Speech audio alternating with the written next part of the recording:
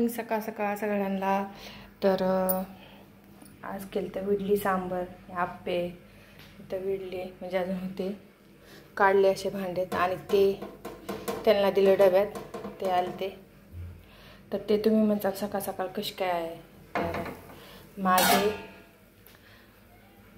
अण्णांचे चुलते एक्सप्रेस झाले त्यामुळे ते घोटीला गेले होते मग ते येताना इकडं दादूला सोडवायला आलते घरी दादा होता हॉटेलवर त्यामुळं असं झालं म्हणून ते गेले ते आजारी होते म्हणून वय पण झालं त्यांचं झाले असे दीदी कुठे आहे तर दीदी बघा सांबार भात खाते इथं बसून पप्पाच्या पण आज नशिबात होतं पप्पा पण घेऊन गेले का नाही दीदी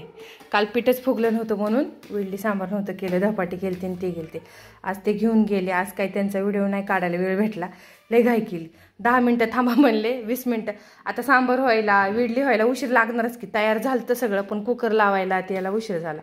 मलाच लागले वरडायला किती वेळ झालं म्हणजे हॉटेलला कोण नाही पहाटे आले 5 वाजता पहाटे आणि हां ते थांबले पप्पा आले हॉटेलवर कोण थांबणार अण्णा थांबले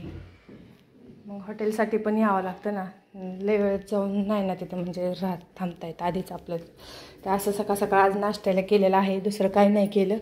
तर दादूचं झालं खाऊन दीदी खाते आता धुणं वगैरे धुतं मला बँकेत पण जायचं आहे आधार लिंक झालं नाही आहे माझं अजून मोबाईलचं आहे का नाही दिदा दीदीला नाही तर दादूला घेऊन जाते शाळेत तिथं सोडते तुम्हाला पुन्हा बँकेत जाते हातुरण्याच्या घड्या घातल्या नाहीत अजून कुणाची पाळी आज काढायची